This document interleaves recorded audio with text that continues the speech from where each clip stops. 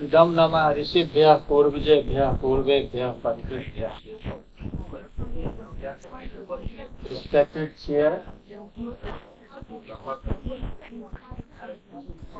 scholars on dice and off dice, and this is the fact.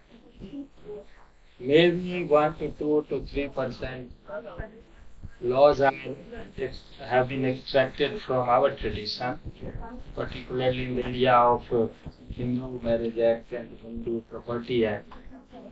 But most of the law are inspired by Western constitutions. First of all, let me take 2 to 5 minutes for explaining the relationship between Satya and Rita. I will be quoting some statements from Adi Shankaracharya, because most of the people are quoting from Smriti, Dharamshstra and other texts. Because Adi Shankaracharya had also defined dharma. Jagata sthiti karanam praninam cha abhyuday nishreyas hetu dharma. As Mahabharata says, dharmat dharmi ityāho. Dharma is that which sustains us. Dharma is that which sustains the whole cosmos, the whole society. So on that basis, Acharya Shankar says, Jagata sthiti karanam.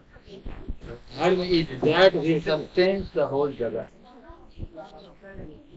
And for human being, it is also the essential instrument for achieving worldly achievement, worldly pleasure, as well as spiritual, as well as Atmigyan, Nishreyas.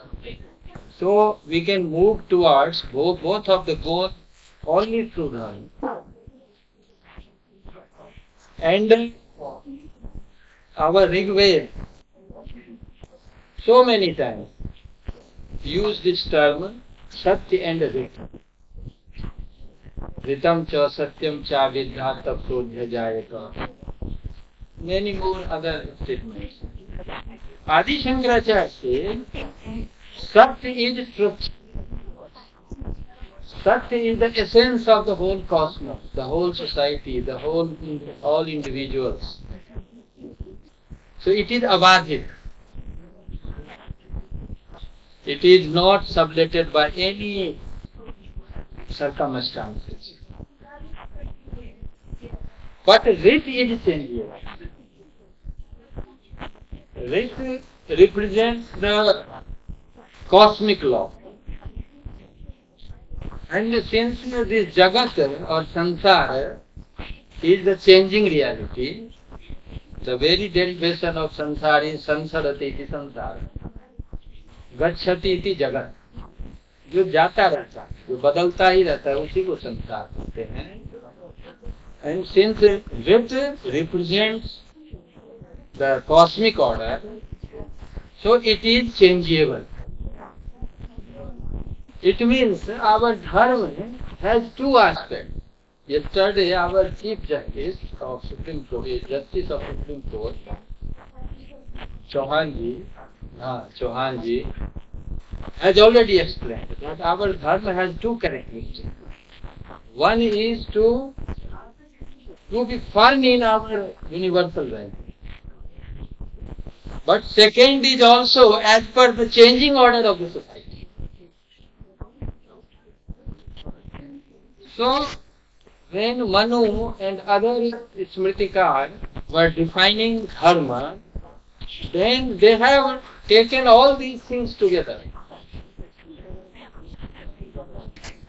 Manu says at one place, Vidvat bhi sevita sadbhi nitya madvesh ragabhi.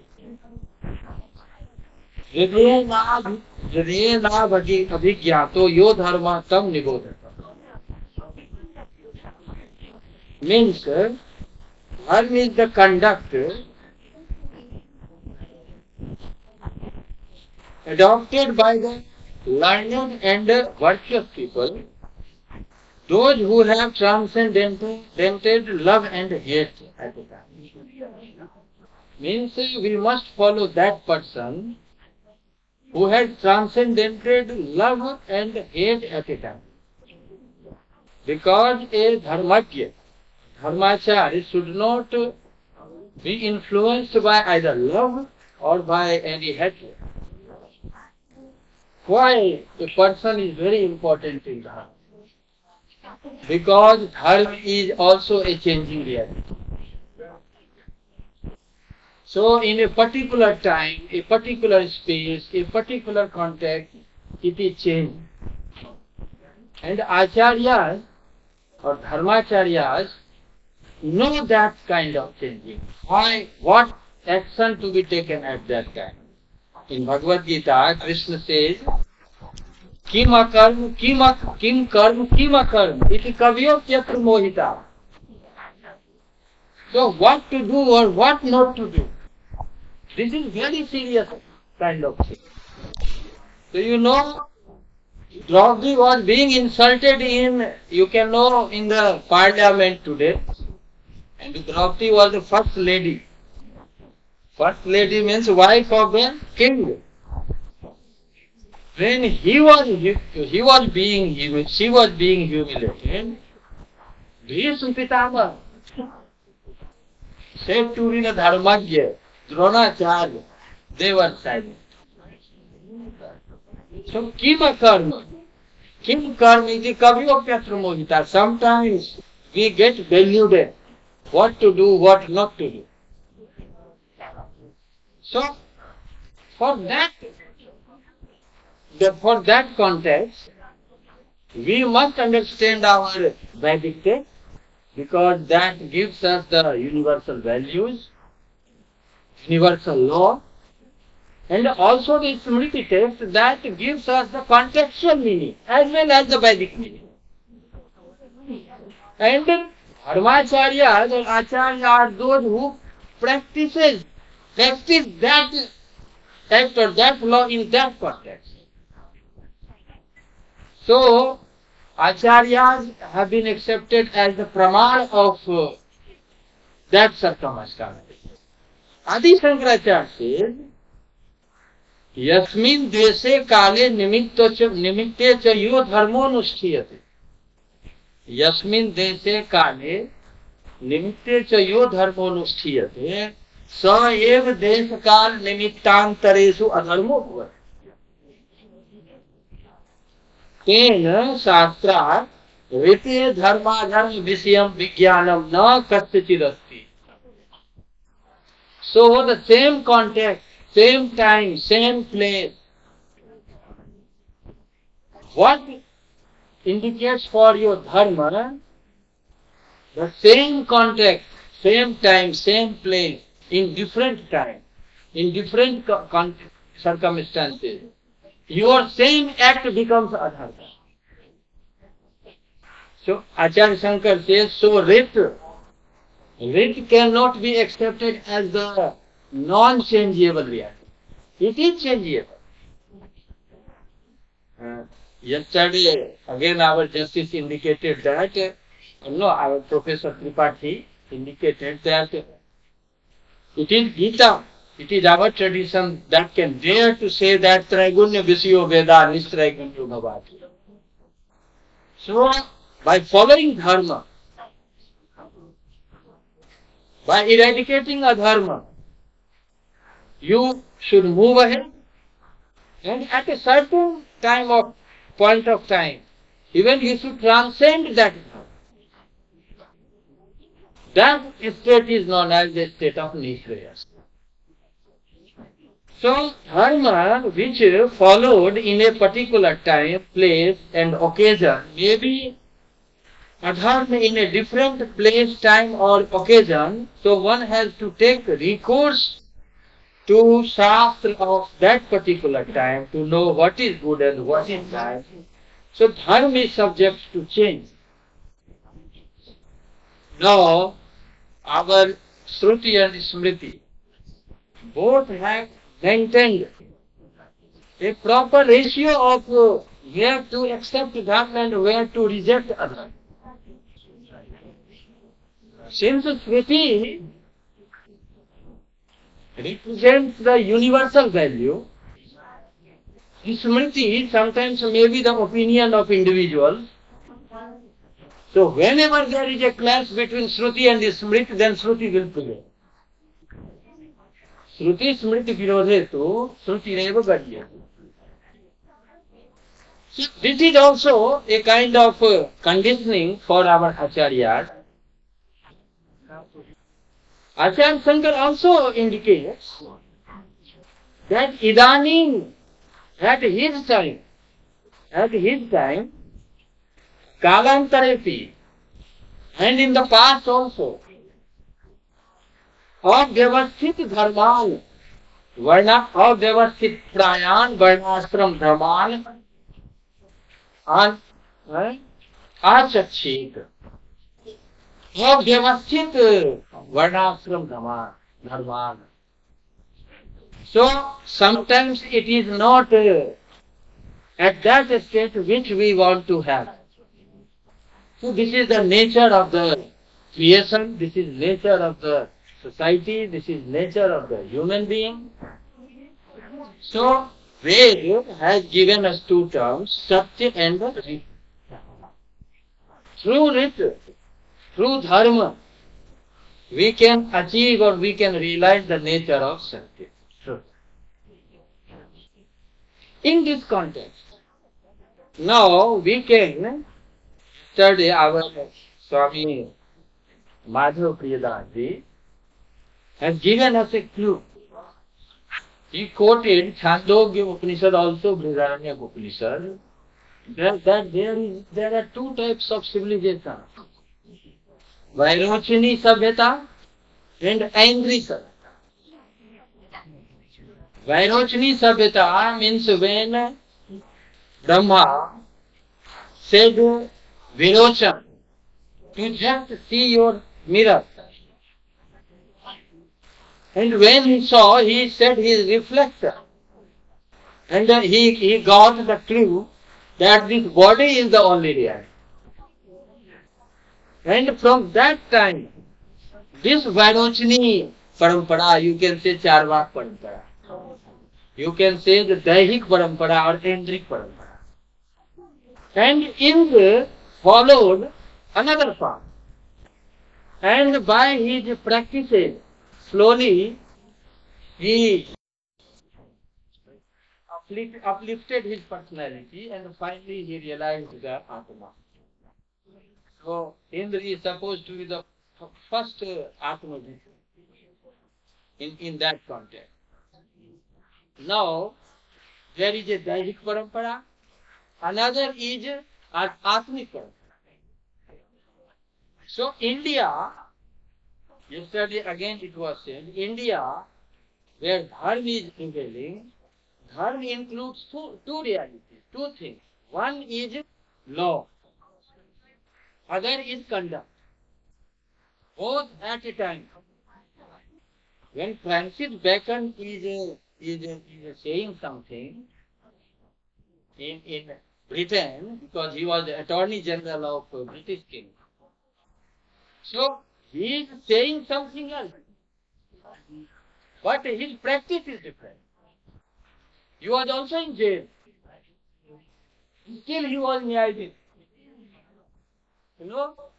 So only law, because as again said yesterday, that in Magna Carta, when Magna Carta was prepared, then the purpose was not to do welfare kind of thing for society.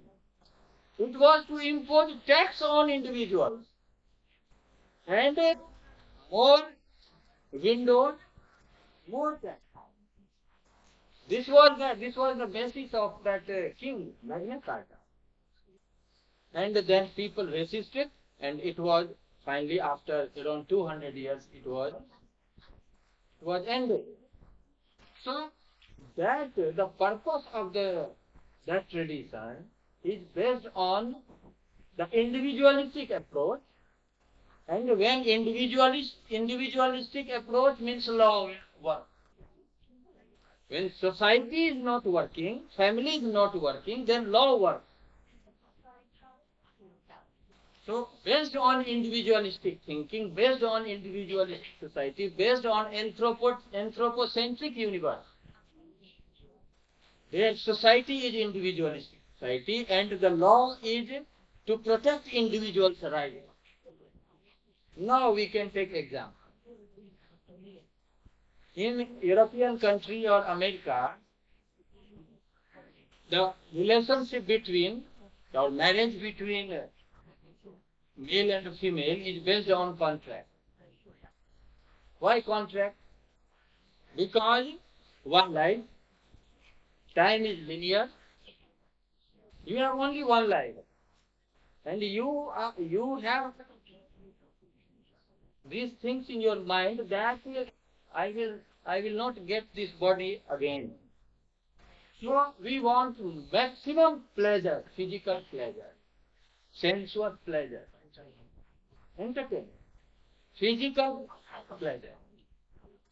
So everything is based on that physical pleasure, that Dharamshstra. So even you have a marriage, that marriage is not a divine marriage. That marriage is based on contract and that requires a pleasure from others. It is very, very conditional. Whenever you feel uncomfortable with your partner, you just leave. Just leave. And there are so many marriages in life. I was seeing a list of Bollywood actors. He declared that I have 1,000 marriages. One other 2,000. So there is a listing of uncountable marriages. Then what is about their children?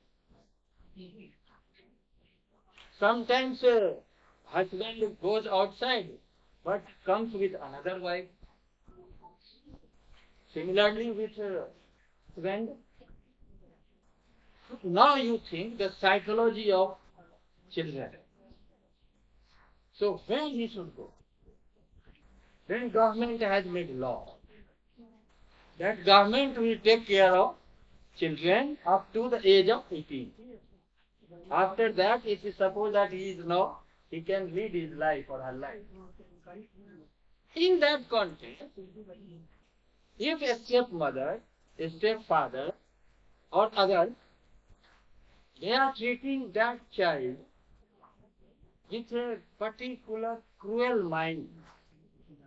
So government has to protect that children. And so there is a law that if children is feeling uncomfortable, then he can take the shelter of law. Police will take action.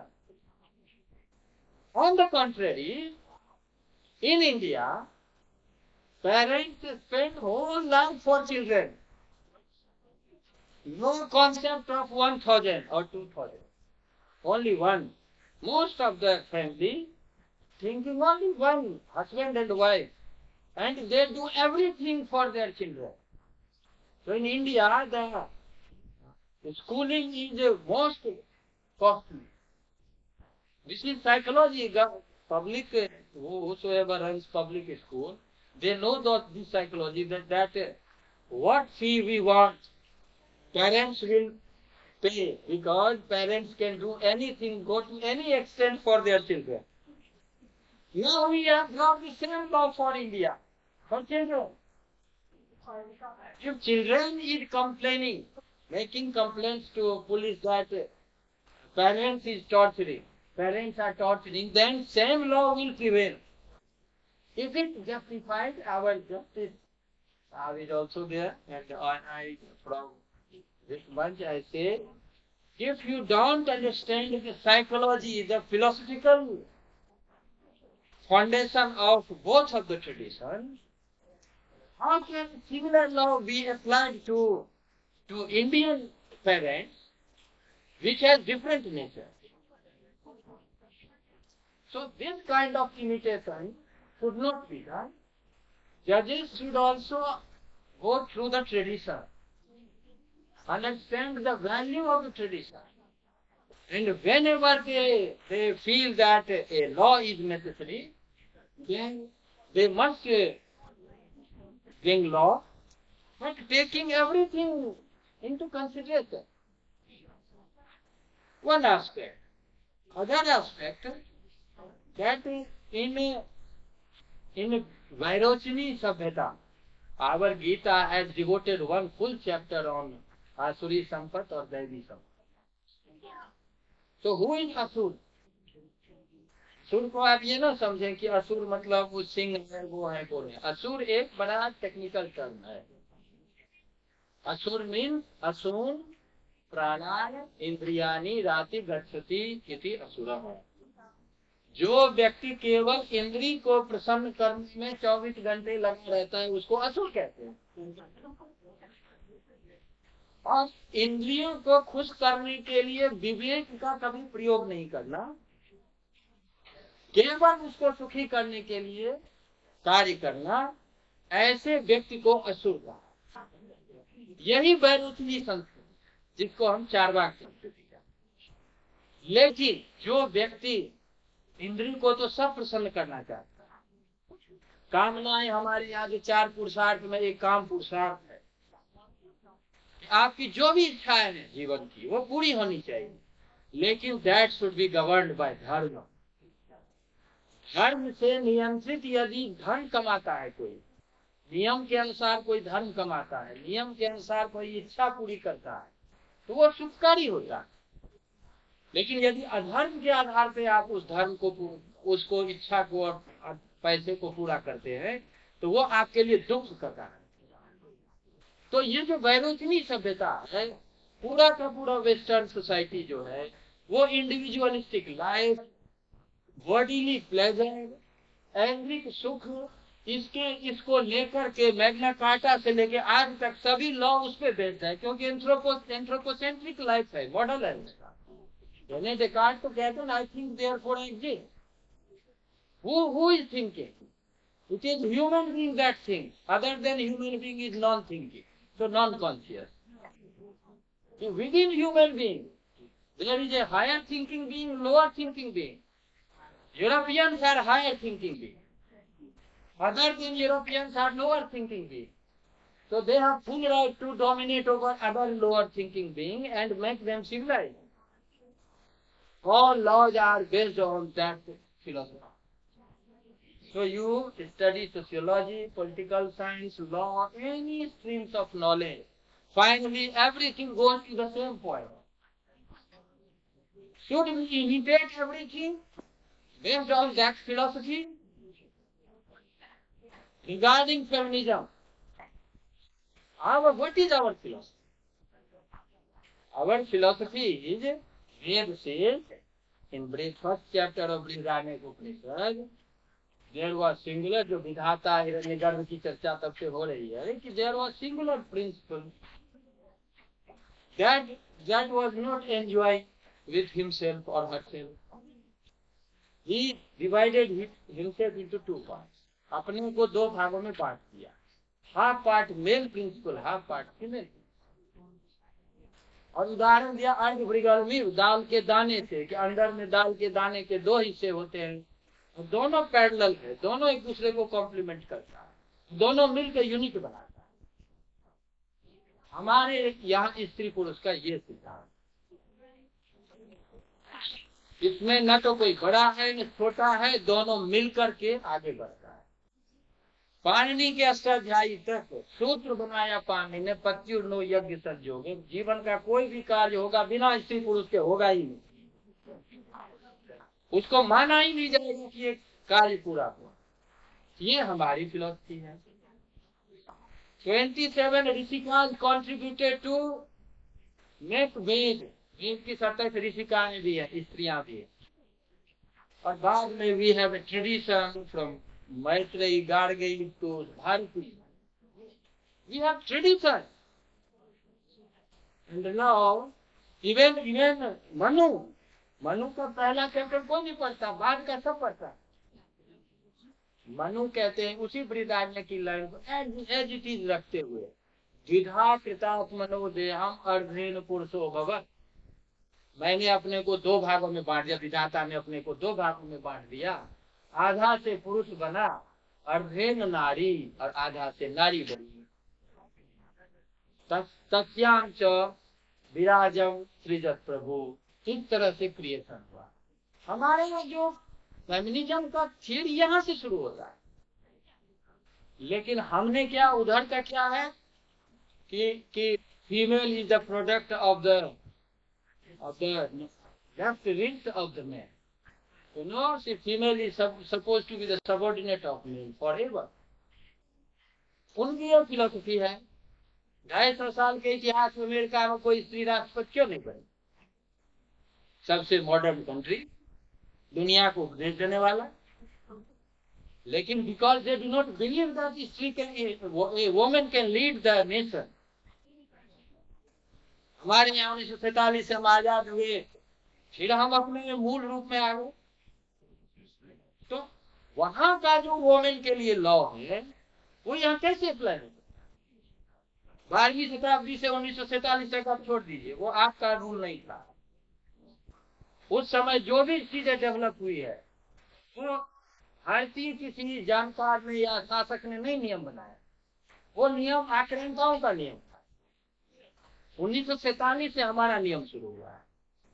तो हमारे फिर वो मूल रूप से जो वैदिक period से आगे तक चला रहा, फिर से हमारा वही रूप पकड़ता जा रहा। मेरा क्वेश्चन है कि rules made by those people who had this kind of philosophy in their mind, how can that law be applied to our citizens with different kind of philosophy? इसको हमें बहुत सीरियसली सोचना चाहिए। यहाँ माता पिता जो दिन भर बच्चे के लिए लगे रहते हैं, अपना कपड़ा नहीं खरीदते, खाना नहीं खाते ठीक से, बच्चों को खिलाने में, वो यदि बच्चा एक बार डांटता है तो उस पर पुलिस आ सकती है क्या? और जो आदमी का माता पिता का कोई ठिकाना नहीं है, उसका बच्चे के प्रति जो बिहेवियर होगा वो हमारे माता पिता के द्वारा कैसे हो सकता है? ये साइकोलॉजी समझना भी, पुष्पे जी से मैं रिक्वेस्ट करूंगा, आप जब नया कॉन्स्टिट्यूशन की बात करें तो आप इस चीजों को ध्यान में रखें। जितना मिनट है मेरे पास,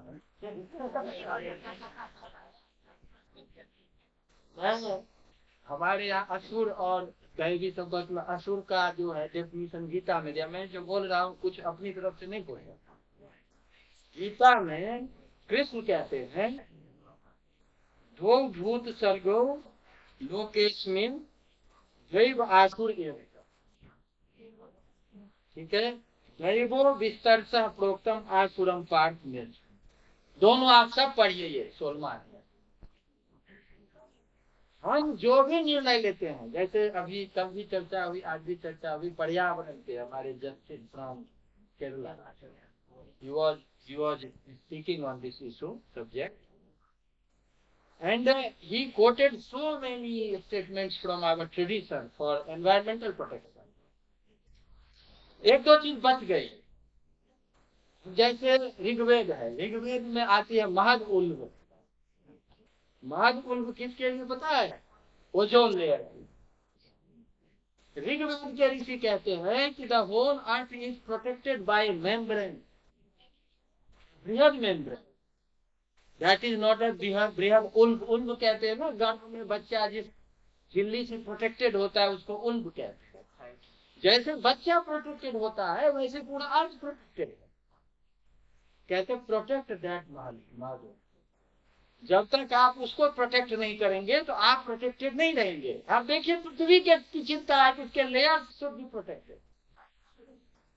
एक जगह लिखा है कि यदि पॉल्यूशन ज्यादा बढ़ेगा तो समुद्र का पानी का स्तर बढ़ जाएगा, उसमें जलमग्न हो जाएगा। ये सारे रेफरेंसेज है, जब चाहिए आपको प्रस्तुत हो। तो प्रोटेक्शन और बहुत चीजें कल बातें रखी गई। तो हमारा जो फिलॉसफी है regarding environmental protection, regarding ecology, ecology term was coined in 1866 by German biologist Ernst Haeckel. Because before that only Cartesian model was working. That other than human being is non-conscious. Even woman is also non-conscious. Woman is not less thinking being. As per their philosophy, woman is a non-thinking being. That should be treated as per that philosophy. इसीलिए feminism शुरू हुआ वहां. Feminism शुरू का कारण तो आप बोलिए क्या है? तो after research, after scientific development, a German biologist started this research and he coined this term ecology. Ecology means a study of the relationship between human being and other than human being. You know, so this was the first kind of research where relationship between human being and other than human being was started. And now this ecology is prevalent. Our Vedic tradition, you know, right from our Vedic text, our rishis declared that one becomes many, ekoham bahushyama prajaya. One becomes many. And many means tat sristvata devanu pravisat. And by manifesting itself, that supreme consciousness is presented everywhere. उसमें वो स्थित है. इसीलिए हमारे यहाँ कण कण में उस एक तत्व की बात होती है. सर्वम खलिदम ब्रह्म इत्यादि कहते हैं. तो इसीलिए दो ही तरह के हैं. एक तो ऐसा कॉन्शियसनेस का रूप है जो अपने को रिफ्लेक्ट कर मैनिफेस्ट करता है by action, by other behaviour. तो मनुष्य उसमें सबसे है. उससे कम पशु कर रहा है, उससे कम पशु और कर रहा है. So that is one part of consciousness. But other non-living has also consciousness. They are unable to reflect or manifest its nature through behavior. You know, Jagdish Chandra Bose experimented on this. Not only on plant or human being, on metal also. Metal, muscle and plant. And he finally concluded, why? Because he was a Vedic scholar. आपको एकदम जानना चाहिए. जगदीश चंद्र बोस और Chandrashekhar Venkat Raman scientist बने हैं वेद का ज्ञान रखते हुए. इन्होंने इसीलिए लंदन के ब्रैडफोर्ड में जाके उन्होंने पूरे वेस्टर्न साइंटिस्ट के बीच में ये एक्सपेरिमेंट दिखाया था, एग्जिबिट किया था 10 मई 1901 ईस्वी में. और उनको ये, क्योंकि उनकी फिलॉसफी के अनुसार मनुष्य के अतिरिक्त किसी में चेतना नहीं है, तो उन्होंने दिखाया कि मनुष्य के अतिरिक्त सब में चेतना है. दिखाया और मेटल पे भी दिखाया. मेटल में भी फैटिगनेस होता है. मेटल भी थकता है. और मेटल जब रेस्ट में तो फ्रेश फील करता है. ये सारे प्रॉपर्टी को एग्जिबिट किया. तो और ये कहा बाद में कि this is nothing new. What I have experimented और exhibited before you, that has been said thousands years back by Upanishadic seer. Quote करते हुए. तो कहने का मतलब है कि हमारा, इसीलिए गौतम धर्म सूत्र आदि आप लोग तो जानते होंगे. इसीलिए हमारे लॉ बुक में ये क्लियरली स्टेटेड है कि the head of the state should protect everything all together, living and non living, as presented by nature, as developed by nature. तो हमारा जो कानून है वो आरंभ से ही मनुष्य के प्रति, दूसरे के प्रति, जो अजीवित हमारे यहाँ गंगा का प्रोटेक्शन है, यमुना का प्रोटेक्शन है, पहाड़ का प्रोटेक्शन है, सबको दैवी भाव से जोड़ दिया. तो सब जो पढ़े लिखे हैं वैसे प्रोटेक्ट करते रहे, जो नहीं पढ़े लिखे पूजा करके प्रोटेक्ट करते रहे. अभी क्वांटम फिजिक्स के बाद ये जब डिक्लेयर्ड हो गया कि everything is related with each other and everything is dependent upon each other, then now it came to the law that trees should be protected, animals should be protected, because if we do not protect, we cannot protect ourselves. एक गीता का श्लोक सुनाता हूँ, ज्यादा समय नहीं लूंगा, 5 minute में. गीता में भगवान देव शब्द क्या है इसको जानना जरूरी है. लॉ में तो विशेष रूप से देव का मतलब है देवर दानव. यास्क ने पहला इसका मीनिंग बताया। दाना means that reality we give which gives us everything unconditionally. Nature की वो जितनी चीजें, जैसे पृथ्वी की जितनी चीजें हैं, जल है, वायु है, अग्नि है, हमारे बॉडी का टेम्परेचर किसने डिसाइड किया है? हमने डिसाइड किया है। Nature has decided, nature is maintaining, the temperature of earth is maintained by nature.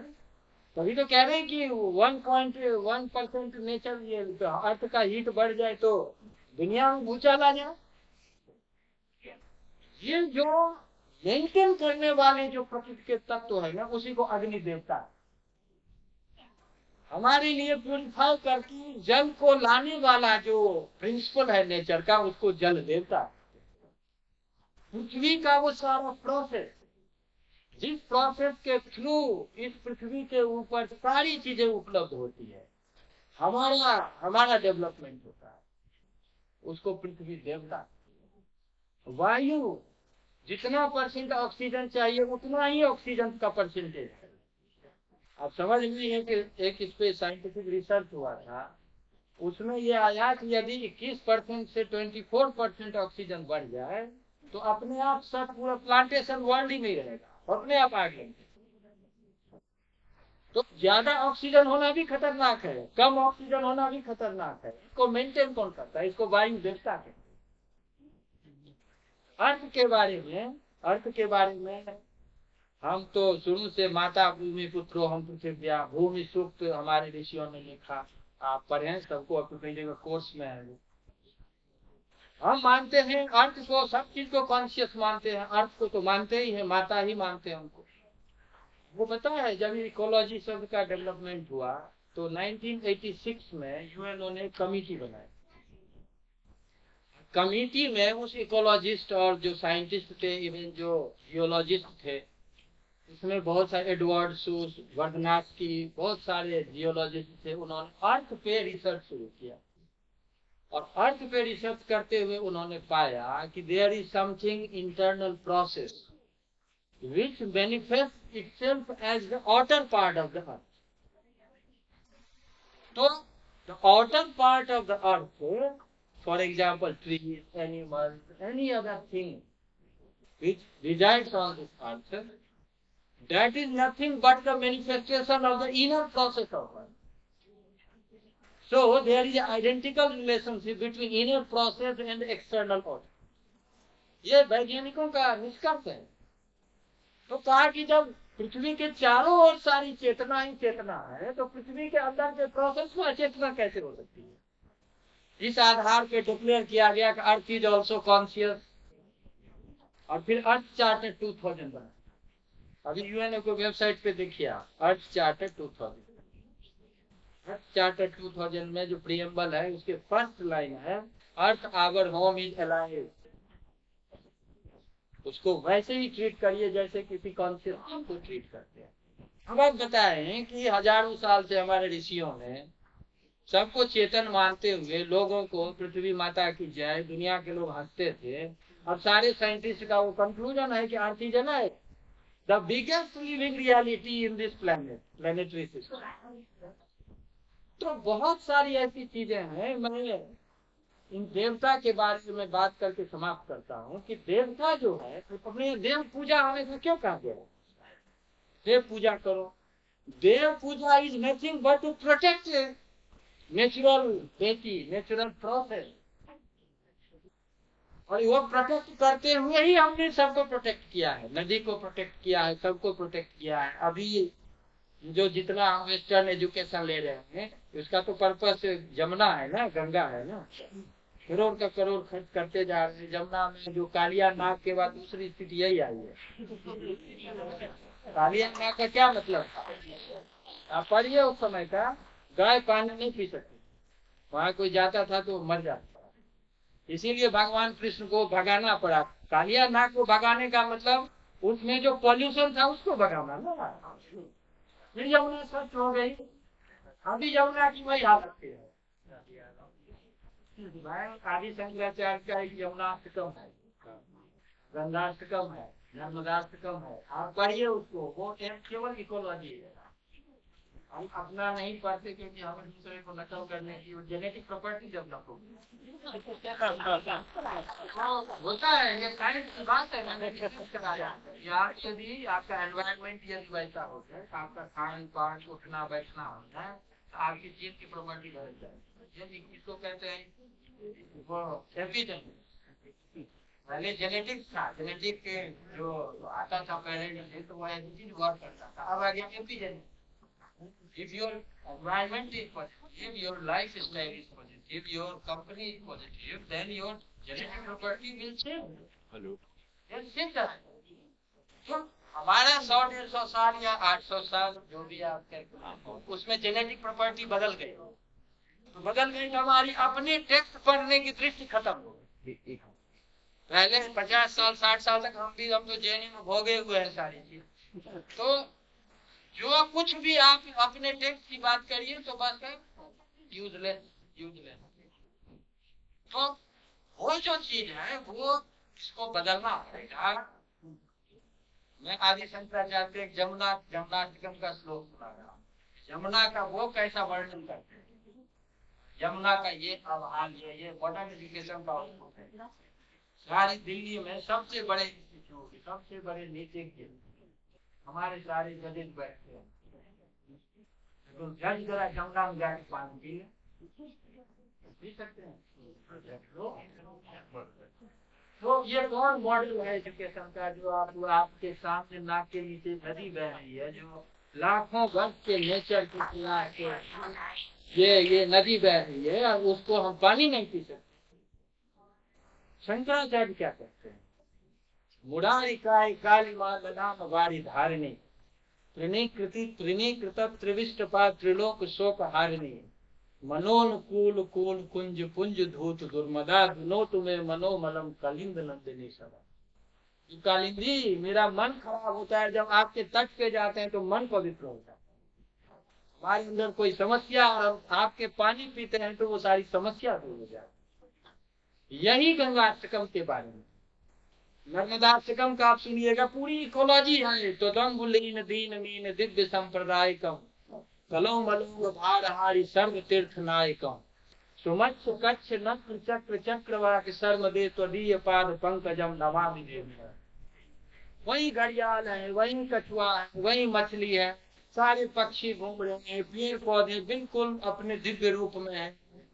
सारी चीजों का आश्रय देने वाली है जमुना, आपको मैं प्रणाम करता हूँ। समझ रहे हैं?